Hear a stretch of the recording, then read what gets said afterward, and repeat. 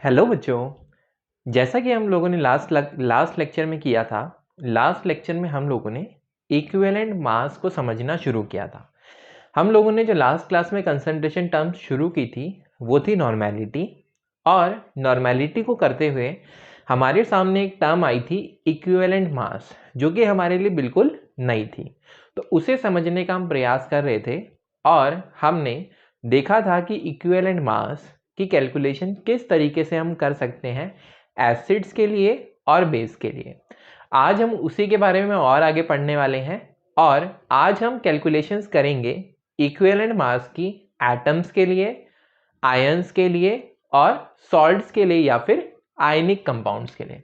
तो चलिए एक एक करके हम शुरू करते हैं और इन सारी कैलकुलेशंस को हम समझते हैं।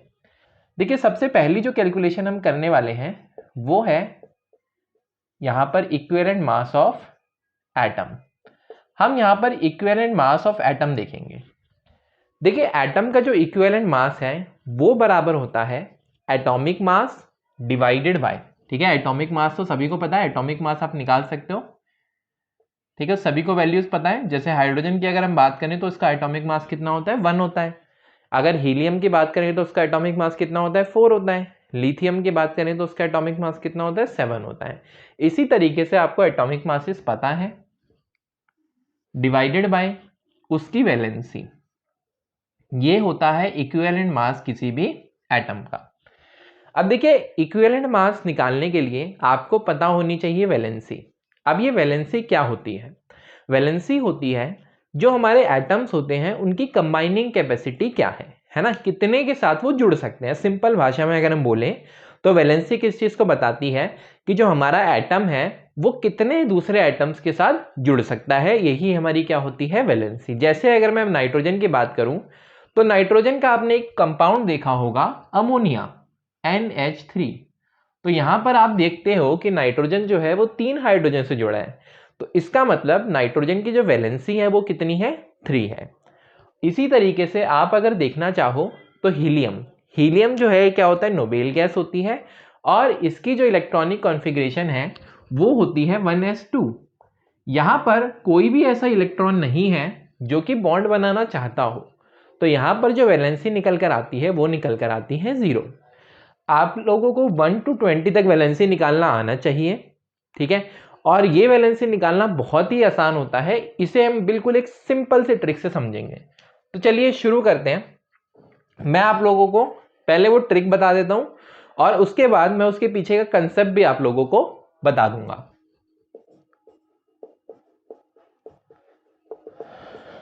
देखिए, वैलेंसी आप पहले तो 1 to 20 एलिमेंट्स लिख लीजिए। Hydrogen, helium, lithium, beryllium, boron, carbon, nitrogen, oxygen, fluorine, neon, sodium, magnesium, aluminium, silicon, phosphorus, sulphur, chlorine, argon, potassium, calcium. ये हमने लिख लिए हैं 1 to 20 तक एलिमेंट्स। अब देखिए, अगर हम यहां पर बात करें तो वैलेंसी, हाइड्रोजन क्या होता है, हाइड्रोजन की वैलेंसी होती है 1, उसके बाद हीलियम की वैलेंसी होगी 0। तो आप स्टार्ट करेंगे 1 से, 1 0, फिर 1 2 3 4 3 2 1 0। सोडियम अगेन 1, फिर 2, फिर 3, फिर 4,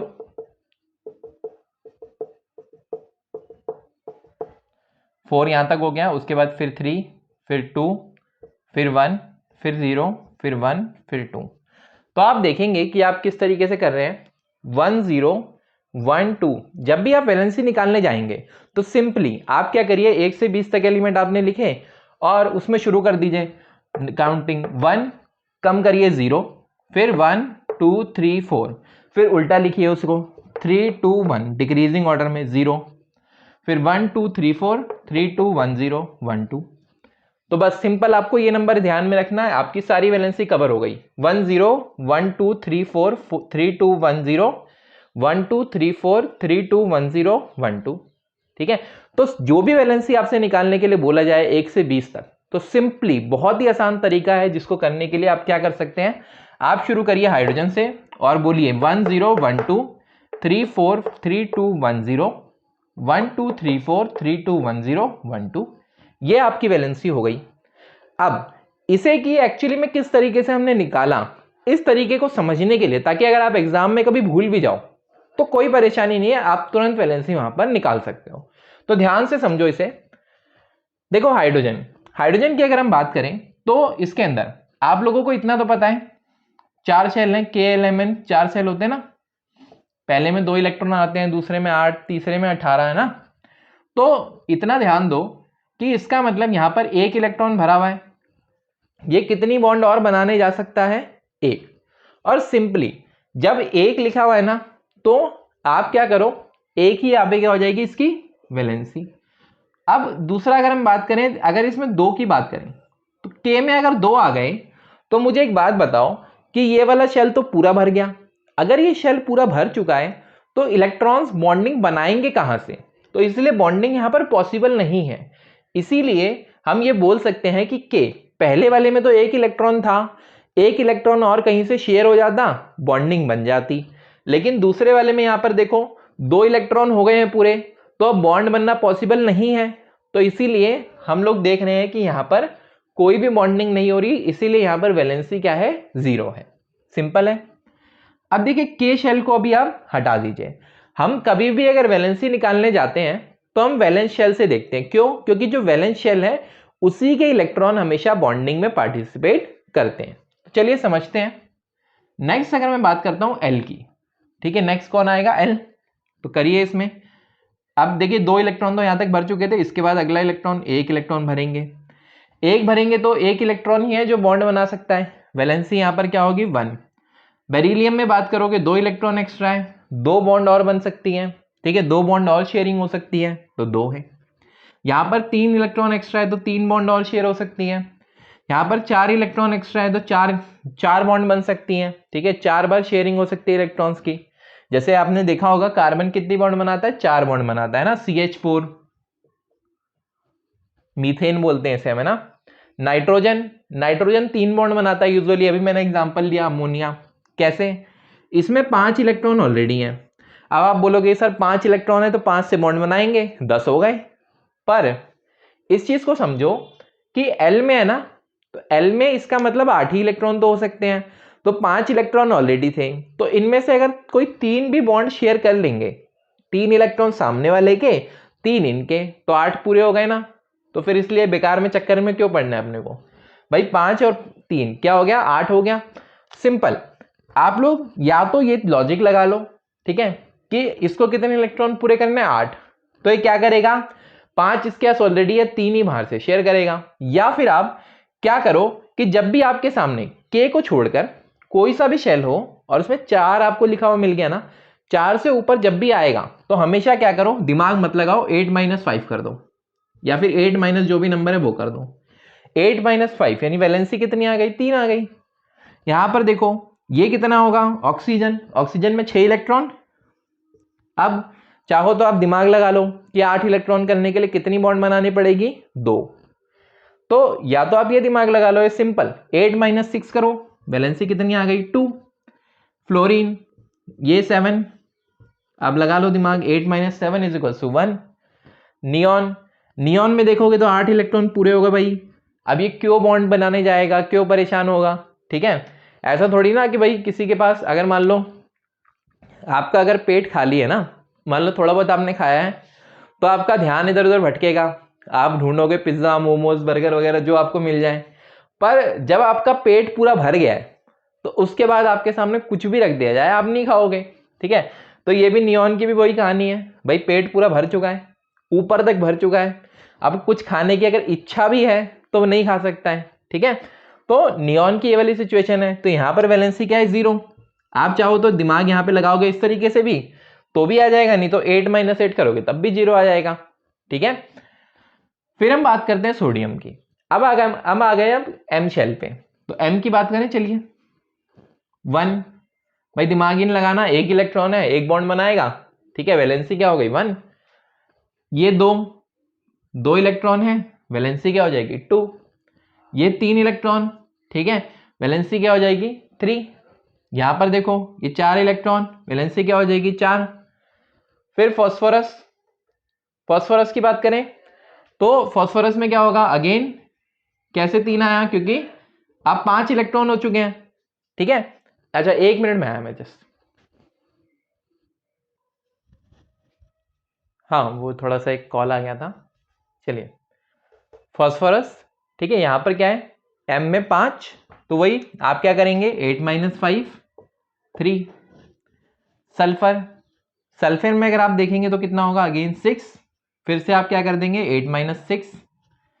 क्लोरीन में अगर आप देखेंगे 7, फिर से आप कर देंगे 8 - 7। अब आर्गन में आप देखेंगे 8, 8 - 8 0, ठीक है। तो इस तरीके से आपने वैलेंसी यहां तक निकाल ली।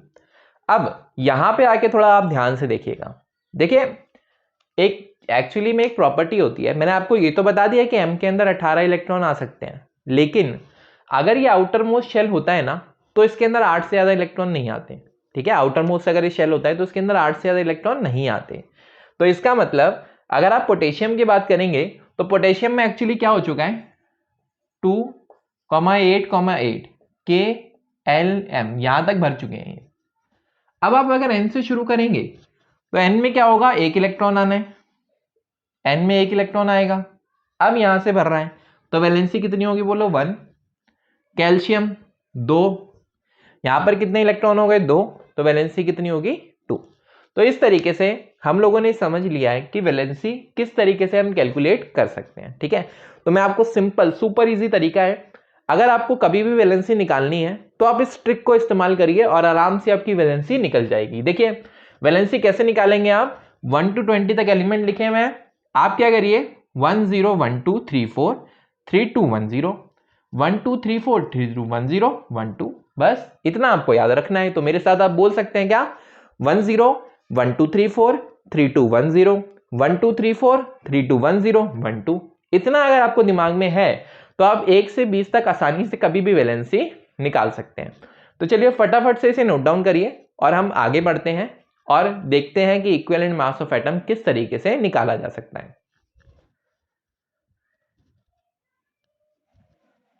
चलिए नोट डाउन किया सबने। चलिए अब हम देखते हैं इक्विवेलेंट मास कुछ एटम्स के। देखिए इक्विवेलेंट मास हम देख रहे हैं, इक्विवेलेंट मास ऑफ हाइड्रोजन की अगर मैं बात करता हूं तो हाइड्रोजन का एटॉमिक मास आप सब जानते हो 1 होता है, और अभी हमने हाइड्रोजन की वैलेंसी भी देखी, वो कितनी होती है 1 होती है। अगर मैं बात करता हूं नाइट्रोजन की तो इसका इक्विवेलेंट मास हम जब निकालने जाएंगे तो देखिए इसका एटॉमिक मास कितना होता है 14, और अभी हमने देखा कि इसकी वैलेंसी कितनी होती है 3, तो ये लिख दीजिए आप। इसी तरीके से अगर मान लीजिए हम ऑक्सीजन का एटॉमिक मास निकालते हैं तो ऑक्सीजन का एटॉमिक मास कितना होता है 16, और इक्विवेलेंट मास निकालने के लिए क्या करना पड़ेगा, उसको वैलेंसी से डिवाइड करना पड़ेगा। तो वैलेंसी से डिवाइड करिए, ऑक्सीजन की वैलेंसी अभी हमने निकाली कितनी होती है 2, तो 16/2 यानी कि 8, तो इक्विवेलेंट मास ऑफ ऑक्सीजन कितना आया 8 आया। इसी तरीके से हम लोग निकाल सकते हैं कार्बन के लिए। देखिए कार्बन का एटॉमिक मास कितना होता है 12, तो रख दीजिए डिवाइडेड बाय, हम जानते हैं कि कार्बन की वैलेंसी कितनी होती है 4, तो इसे भी रख दीजिए 12/4, इसका मतलब ये कितना आ गया 3। अब देखिए ये आपने आसानी से इस तरीके से निकाल सकते हैं। अगर मैं आपसे पूछता हूं इस तरीके की वैलेंसी तो आप इजीली निकाल पाएंगे, आपको कोई परेशानी नहीं होगी। अच्छा कुछ और क्वेश्चंस लेते हैं हम और उनमें देखते हैं फॉस्फोरस इन PCl3, फॉस्फोरस इन PCl5। ये दोनों क्वेश्चन मैं साथ में क्यों लिख रहा हूं मैं अभी आपको बताऊंगा। देखिए फॉस्फोरस का हम लोगों से इक्विवेलेंट मास पूछा गया है, तो सिंपल सी बात है जिस एटम का इक्विवेलेंट मास पूछा जा रहा है उसका एटॉमिक मास लिख दो, है ना, इतना तो आपको क्लियर है। तो लिखो भाई फॉस्फोरस का एटॉमिक मास कितना होगा 31, तो लिख देते हैं चलो 31 डिवाइडेड बाय, अब यहां पर आपको क्या दिखाई दे रहा है फॉस्फोरस कितने से जुड़ा है 3 से, और 3 से जुड़ा है तो मतलब वैलेंसी कितनी होगी 3, तो डिवाइडेड बाय 3 कर दूं। यहां पर देखो फॉस्फोरस कितने से जुड़ा है, 5 से, तो वैलेंसी कितनी होगी, 5, तो 31 एटॉमिक मास को डिवाइड बाय 5 करूंगा। अभी आप इस चीज के लिए बिल्कुल परेशान मत होना कि सर एक एलिमेंट की दो दो वैलेंसी कैसे निकल के आ रही है। एक एलिमेंट की बहुत सारी वैलेंसी हो सकती है, ठीक है, कैसे हो सकती है, क्यों हो सकती है, ये सब चीजें हम आगे सीखेंगे। पर अगर आपको सिंपली इस तरीके से दिखाई दे रहा है तो कितनों के साथ जुड़ा हुआ है आपने देखा, और यहां पर आपने वैलेंसी निकाल दी और आपने बता दिया कि यहां पर इक्विवेलेंट मास एटम का क्या होने वाला है। इतना सिंपल सा आपको काम यहां पर करना है आपसे, जिस भी तरह का क्वेश्चन यहां पर पूछा जाए। मैं उम्मीद करता हूं आप लोगों को ये वाली चीज एकदम क्लियर होगी, इसमें कोई परेशानी नहीं होगी कि इक्विवेलेंट मास हम एटम का कैसे निकाल सकते हैं। तो चलिए फटाफट से इसे नोट डाउन करिए, फिर हम आगे बढ़ते हैं और निकालते हैं इक्विवेलेंट मास ऑफ आयन।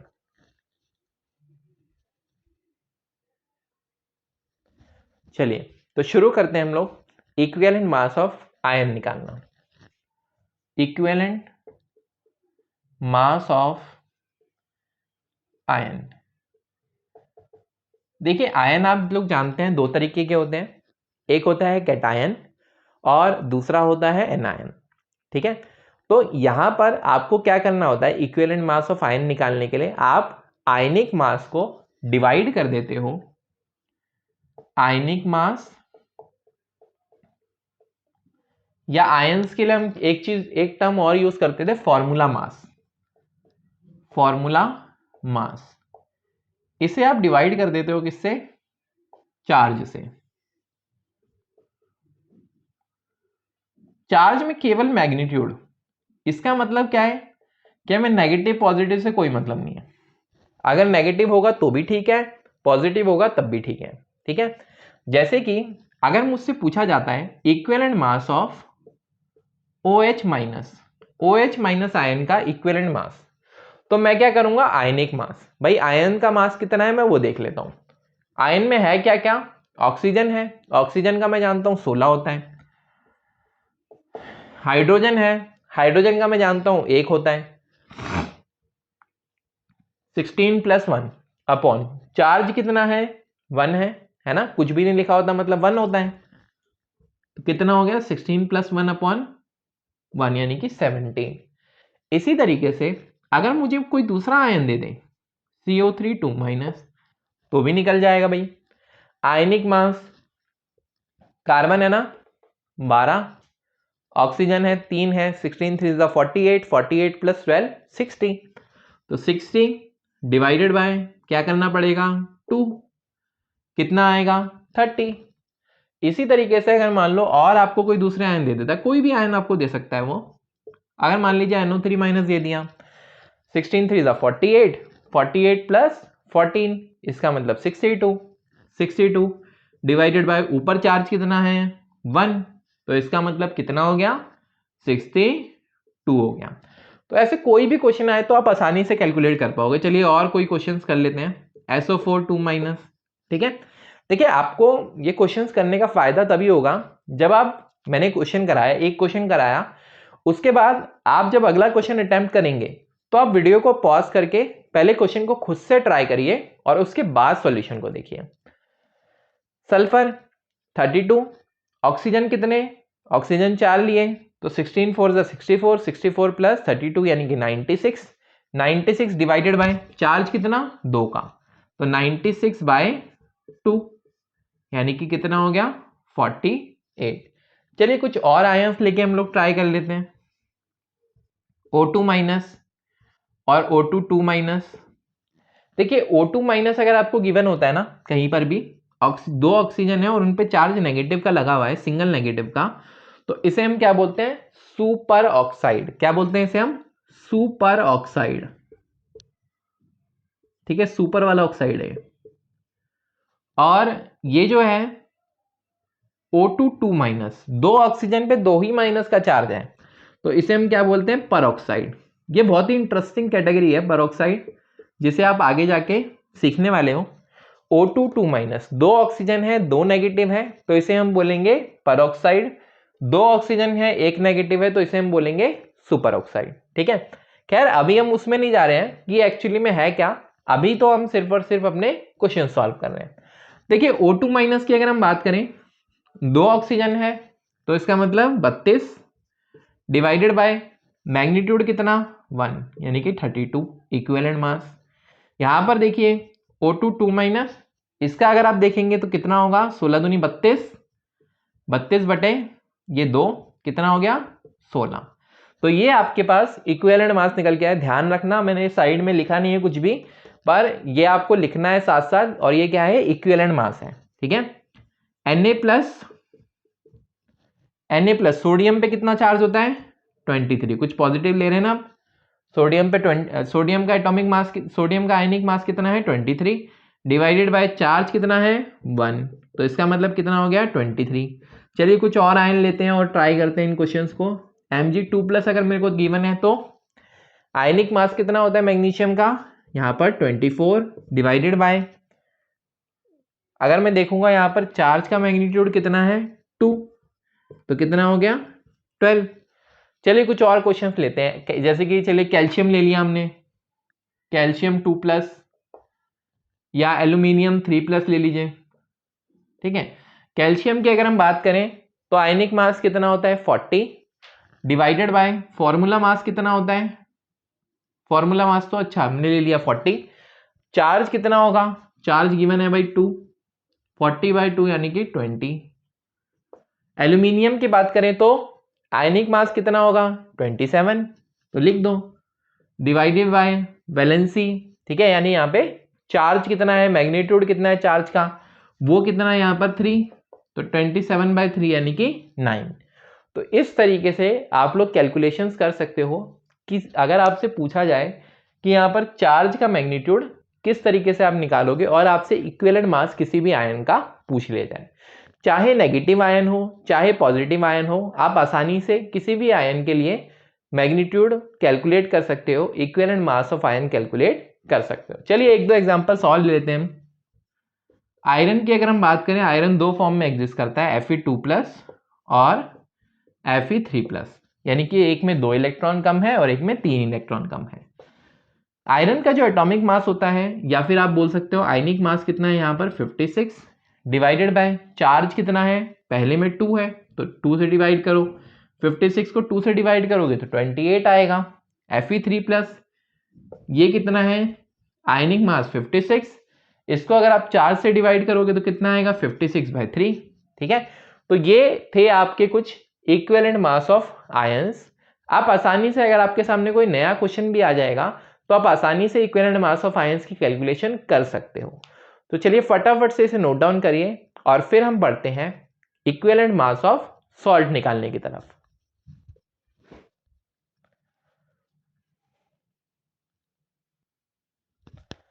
तो चलिए अब हम देखते हैं कि किस तरीके से हम निकाल सकते हैं इक्विवेलेंट मास ऑफ सॉल्ट। देखिए आप चाहें तो इस तरीके से इक्विवेलेंट मास ऑफ सॉल्ट भी निकाल सकते हैं, या कोई भी आयनिक कंपाउंड। आयनिक कंपाउंड्स क्या होते हैं, जिनके अंदर कैटायन और एनायन दोनों प्रेजेंट होते हैं। तो आप किसी भी आयनिक कंपाउंड के लिए ये कैलकुलेशंस कर सकते हैं, इक्विवेलेंट मास ऑफ सॉल्ट या फिर इक्विवेलेंट मास ऑफ कंपाउंड, और कौन सा कंपाउंड होना चाहिए, आयनिक। अब देखिए ये जो कैलकुलेशंस हैं इनको करने के बहुत सारे तरीके हैं। हम यहाँ पर इनको करने के 2 तरीकों के बारे में बात करेंगे, और इसको अगर हम देखें तो equivalent mass of salt, salt बना किस चीज से होता है, 2 चीजें से मिलके बना होता है, कैटायन और एनायन। तो सोचो अगर मैं equivalent mass of cation plus equivalent mass of anion, इन दोनों को ऐड कर देता हूं तो मेरे पास क्या निकल के आ जाएगा, इक्विवेलेंट मास ऑफ सॉल्ट निकल कर आ जाएगा। ये सिंपल सा फॉर्मूला है कि अगर आपके पास इक्विवेलेंट मास पता लग जाता है किसका, कैटायन का और एनायन का, आप दोनों को ऐड कर दीजिए और आपके पास इक्विवेलेंट मास निकल कर आ जाएगा सॉल्ट का। तो चलिए इक्विवेलेंट मास की हम कैलकुलेशन शुरू करते हैं। देखिए एक एग्जांपल हमने लिया NaCl।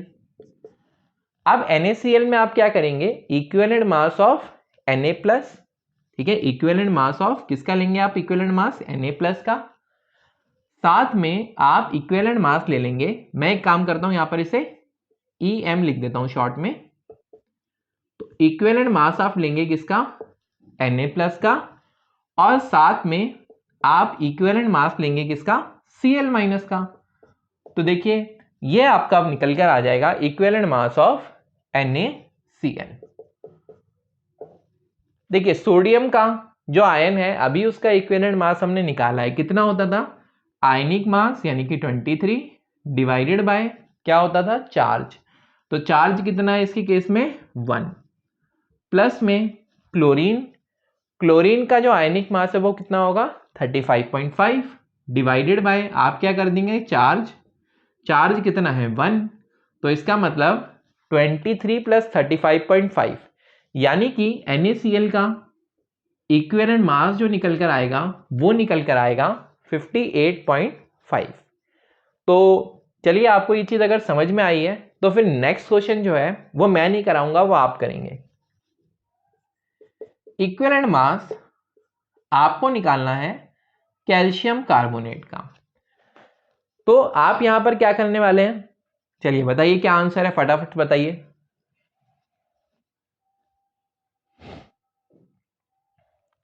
चलिए सॉल्व किया, 50 100 मिक्स आंसर आ रहे हैं।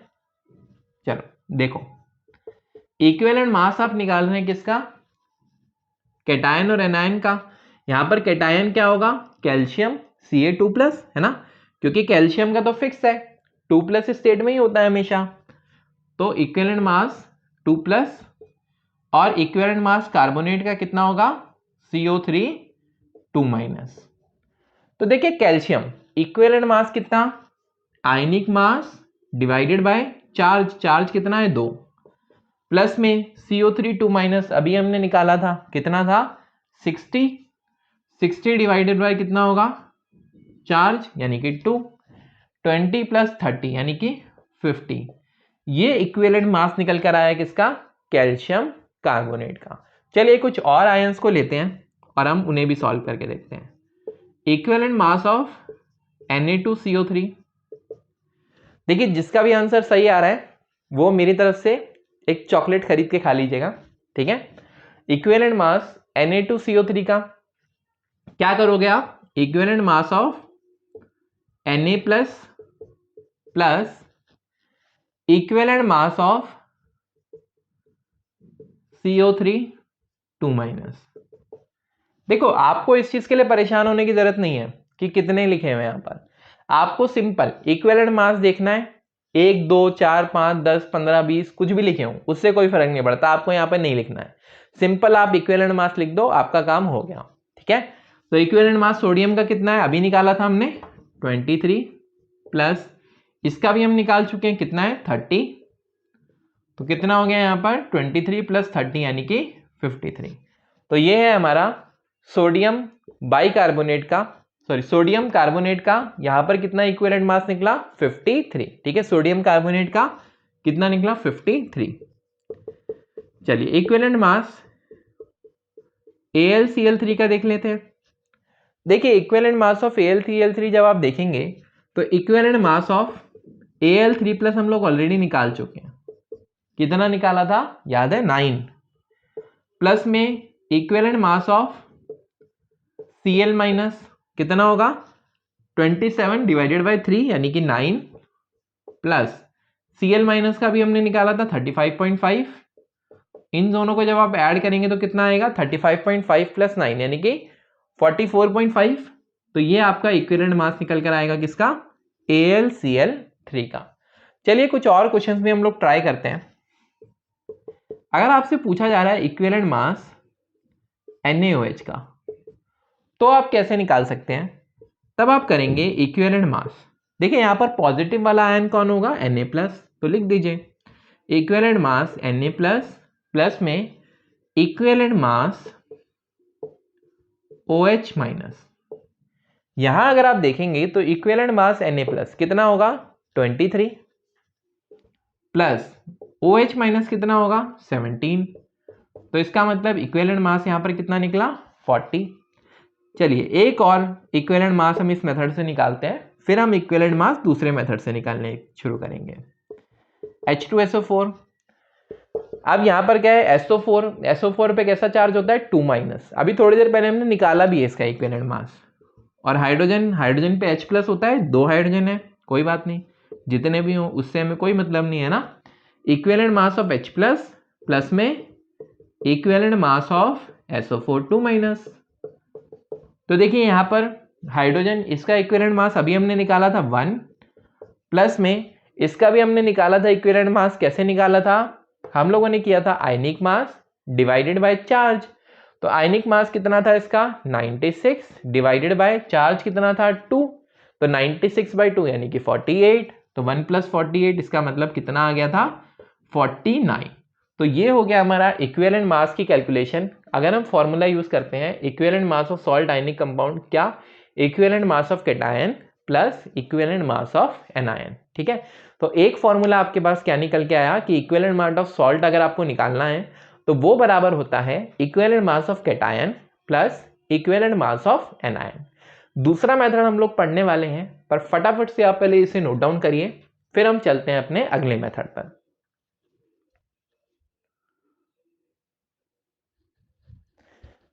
चलिए, तो हम बात करते हैं कि दूसरा कौन सा मेथड है जिसके द्वारा हम इक्विवेलेंट मास ऑफ सॉल्ट की कैलकुलेशंस कर सकते हैं।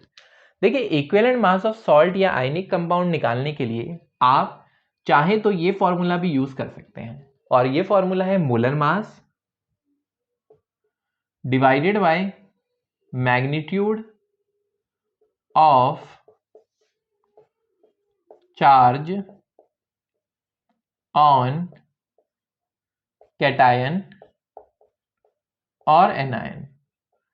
कैटायन या एनायन, ध्यान रखना इस फॉर्मूले के अंदर मैग्नीट्यूड ऑफ चार्ज या तो आपको कैटायन का लेना है या फिर आपको एनायन का लेना है, दोनों का नहीं लेना। ठीक है, अगर दोनों का ले लोगे तो गड़बड़ हो जाएगी, तो आपको सिर्फ और सिर्फ एक का लेना है।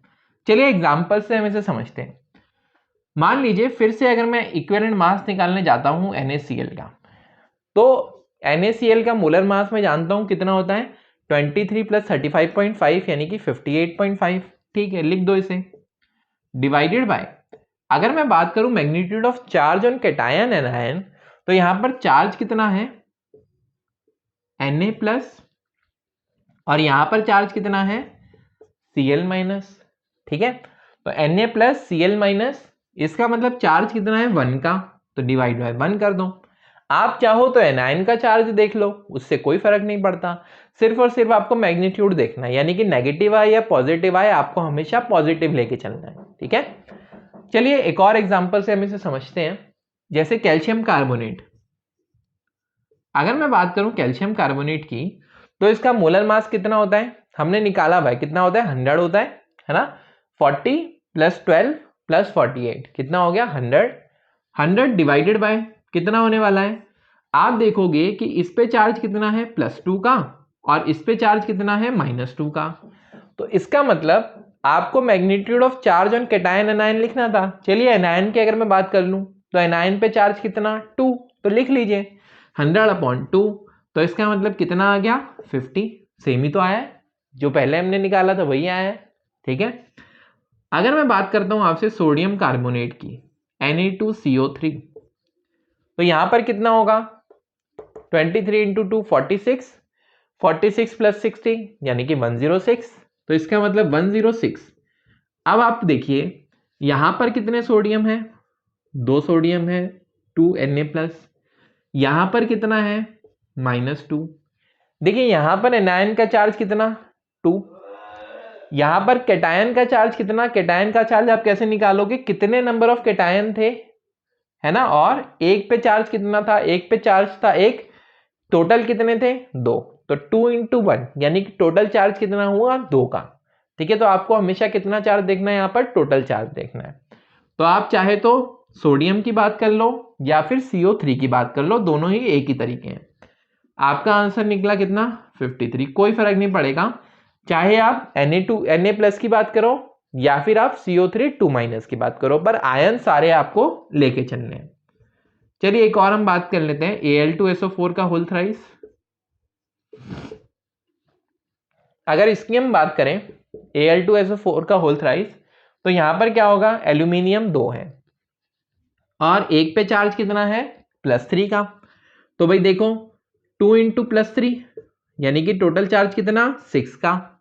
यहां पर देखो SO4 पे कितना चार्ज होता है 2 माइनस कितने हैं 3, तो इसका मतलब 2 इंटू 3 6 चार्ज हो गया। ठीक है, तो इसका मतलब यहां पर एक बार हमें क्या करना है, बस मोलर मास की कैलकुलेशन करनी है। मोलर मास कितना निकलने वाला है, मोलर मास देख लो भाई, एल्यूमिनियम एक का कितना होता है 27, दो है तो 54, और SO4 की बात करें तो एक का 96, तीन है तो कितना हो जाएगा 96 इंटू 3, 96 इंटू 3 यानी कि 288, 288 प्लस 54 अगर आप करेंगे तो 288 प्लस 54 अगर आप करेंगे तो कितना आ जाएगा आपका 342, है ना। तो ये आपका आ गया 342। इसे आप डिवाइड कर दीजिए, कितना चार्ज है टोटल 6, तो ये आपका निकल कर आ गया इक्विवेलेंट मास। इसी तरीके से आप चाहें तो पोटैश एलम के लिए भी निकाल सकते हैं। पोटैश एलम आप सबने सुना है, पोटैश एलम क्या होता है, हिंदी में क्या बोलते हैं इसको, फिटकरी, है ना, जो घर में फिटकरी यूज करते हैं ना, वो क्या होती है पोटैश एलम। इसका फॉर्मूला क्या होता है K2SO4 डॉट Al2SO4 का होल थ्राइस डॉट 24H2O, ये इसका फॉर्मूला होता है। ठीक है, इज इक्वल्स टू, अब देखिए यहां पर नंबर ऑफ आयन आप गिनिए, वाटर का तो छोड़ दीजिए, वाटर तो डिसोशिएट नहीं हो रहा है। ठीक है, अब पोटेशियम की अगर हम बात करें तो पोटेशियम 2 है, चार्ज कितना 1 का। ठीक है, एल्यूमिनियम कितने हैं 2 हैं, चार्ज कितना 3 का। तो टोटल पॉजिटिव चार्ज कितना हो गया 8 हो गया। आप चाहो तो नेगेटिव निकाल लो, SO4 कितना 1 और 3 4, तो इसका मतलब 4 इंटू 2 कितना चार्ज हो गया 8 का। तो इसका मतलब इतना तो हमें समझ में आ गया है कि मैग्नीट्यूड ऑफ चार्ज नीचे कितना आने वाला है 8 आने वाला है। अब आप चाहो तो इसकी कैलकुलेशन कर लो, है ना, ये कितना है 342 और ये कितना हो गया 39, है ना, पोटेशियम का कितना होता है 39, 39 इंटू 2 78, 78 प्लस 96, तो 78 प्लस 96 अगर आप करोगे तो कितना होगा 174, 174 ये हो गया। और यहां पर 24H2O है तो कितना हो जाएगा 24 को अगर आप 18 से मल्टीप्लाई करोगे तो कितना आएगा 360 और 72 यानी कि 432 ये हो गया। तो टोटल आपके पास कितना निकला 8 और 14 1 4 5 9 948 डिवाइडेड बाय 8, ये आपके पास निकल कर आ गया यहाँ पर equivalent mass of potash alum. Calculation एक बार चेक कर लेना, बाई चांस हो सकता है कि कोई गलती हो। ठीक है, तो कैलकुलेशन एक बार चेक कर लेना, पर इस तरीके से आप इक्विवेलेंट मास की कैलकुलेशंस कर सकते हो। तो इक्विवेलेंट मास वाला टॉपिक आप लोगों का खत्म हो गया है। एक इक्विवेलेंट मास और है जो मैं आपको बताना चाहता हूं, लेकिन उसकी कैलकुलेशन हम अभी नहीं करेंगे, जब हम रेडॉक्स पढ़ रहे होंगे तब हम उसकी कैलकुलेशन करेंगे। अगर आपको रेडॉक्स के बारे में कोई जानकारी है तो बहुत अच्छी बात है, अगर आप रेडॉक्स के बारे में कुछ भी नहीं जानते हो तो भी आप परेशान मत हो, सिंपल आप उस फॉर्मूले को बस लिख कर रख लो। जब हम रेडॉक्स की बात करेंगे तो हम एक एक चीज को डिटेल में वहां पर समझेंगे। तो देखिए यहां पर अगर कोई रेडॉक्स रिएक्शन आपको गिवन है तो फॉर्मूला क्या होता है इक्विवेलेंट मास इन रेडॉक्स रिएक्शन। रेडॉक्स रिएक्शन में हम इक्विवेलेंट मास को किस तरीके से निकाल सकते हैं इन रेडॉक्स रिएक्शन, ये होता है molar mass divided by change in oxidation number, कि कितना ऑक्सीडेशन नंबर में चेंज हुआ। अगेन अगर आपको ऑक्सीडेशन नंबर के बारे में पता है तो अच्छी बात है, अगर आपको नहीं पता है तो भी परेशान होने की कोई जरूरत नहीं है। अभी आप ये मान के चलो कि रेडॉक्स रिएक्शन के बारे में मैंने आपको कुछ नहीं बताया है, ऑक्सीडेशन नंबर के बारे में मैंने आपको कुछ नहीं बताया है। ये सब चीजें जब हम इस टॉपिक को स्टार्ट करेंगे तो अगेन हम इन सब चीजों को डिटेल में समझेंगे। अभी आप इस फॉर्मूले को बस एक कोने में लिख के रख लो। ठीक है, तो चलिए फटाफट से आप इसे नोट डाउन कर लीजिए, फिर हम बढ़ते हैं अपने अगले टॉपिक की तरफ। या आज की क्लास में इतना ही रखें।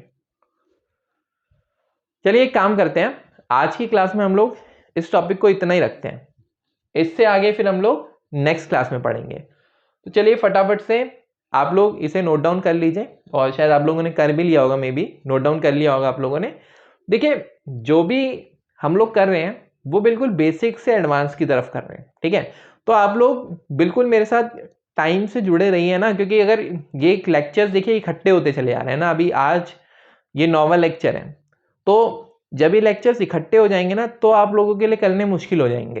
तो आप अभी साथ साथ एक एक लेक्चर, दो लेक्चर, एक लेक्चर, दो लेक्चर, जैसे आपको टाइम लग रहा है वैसे आप करते रहिए। जब आप इकट्ठे देखने जाएंगे तो आपके लिए बहुत मुश्किल होगा, और उस समय पे आपके लिए प्रैक्टिस करना भी बहुत मुश्किल हो जाएगा। तो देखिए, पढ़ने का सही तरीका यही है कि आप बिल्कुल स्टार्टिंग से पढ़ें, और जब आप स्टार्टिंग से पढ़ते हैं तो आपके ऊपर बर्डन नहीं आता, ठीक है।